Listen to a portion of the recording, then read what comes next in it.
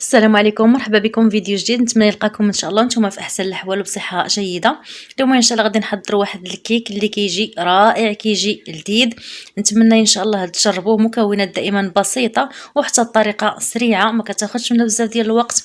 نتمنى ان شاء الله الفيديو يعجبكم. الى عجبكم ما تنساوش ديروا لايك، تشتركوا في القناه فضلا وليس امرا. نخليكم تكتشفوا مكونات وطريقه التحضير ان شاء الله. فرجه ممتعه.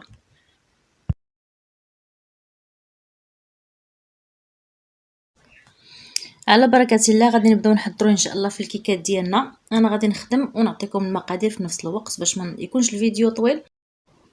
غادي نحتاج البيضه كامله تكون في درجه حراره المطبخ، يعني ما تكونش من الثلاجه مخرجينها. غادي نحتاج ايضا 8 ديال المعالق، دائما المعلقه تكون كبيره اللي كناكلوا بها يعني لا سوب. 8 ديال المعالق. غادي نحتاج الكيس من سكر الفانيلا، وغادي نحتاج 8 ديال المعالق ايضا من الزيت، دائما العبار بنفس الملعقه. غادي نحاول نخلط مزيان المكونات حتى ما تبقاش باليه الزيت نهائيا.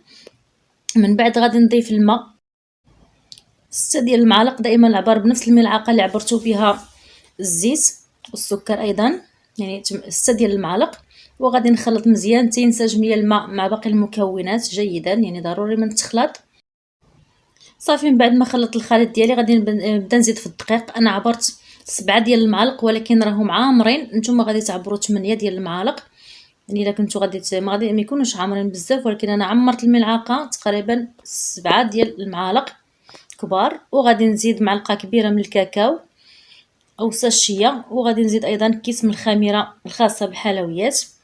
صافي وغادي نخلط مزيان الخليط ديالي، يكون شيئا ما ثقيل، ماشي ثقيل بزاف وماشي خفيف، يعني ماشي بحال الكيك العادي. كاضافه فقط انا زدت الشعريه فيغميسيل يعني ديال الشكلاط.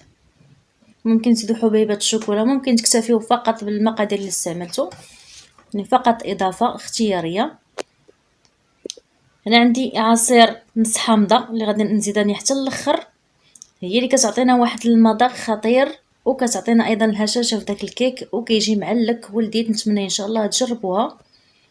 صافي غادي نحاول ندخل داك العصير ديال نص حامضه في الكيك ديالي، نخلطو مزيان حتى ما يبقاش يبان نهائيا. ممكن تستغناو على الحامض وديروا الخل، يعني الخل ديال الحامض او اي الخل متواجد عندكم. صافي الخليط ديالي راه واجد. غادي نحضروا القوالب. بالنسبه للقوالب انا اختاريت هاد القوالب هادو اللي لبستهم داك الورق، يعني الكويغطات اللي كنوضعوا فيهم الحلوى.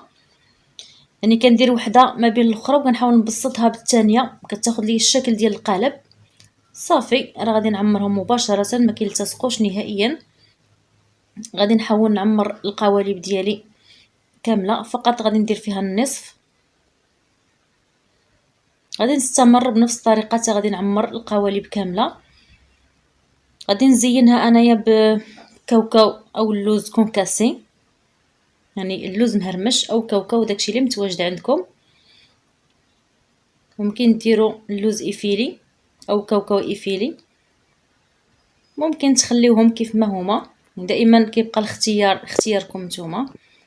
صافي غادي نستمر وغادي ندخل القوالب ديالي عادي للفرن اللي مسخن من قبل، وفقط كنشعلو لتحت، يعني الطياب ديال الكيك عادي. ومن طبيعه الحال كنخفضوا درجه الحراره ديال الفرن او كنخدموا ديك الفرفاره.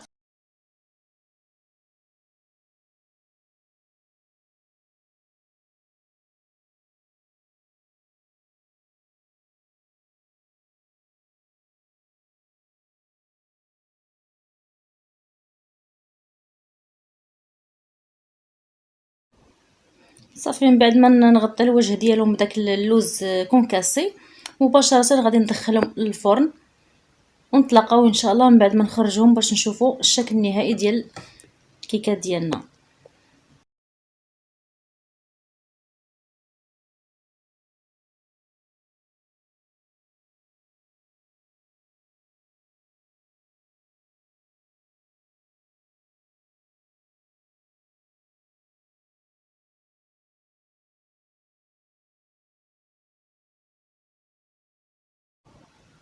وهذا هو شكل الكيكات ديالنا من بعد ما خرجتهم من الفرن، باقيين سخان. غادي نخليهم شويه يدفاو ونكملوا التزيين ديالهم.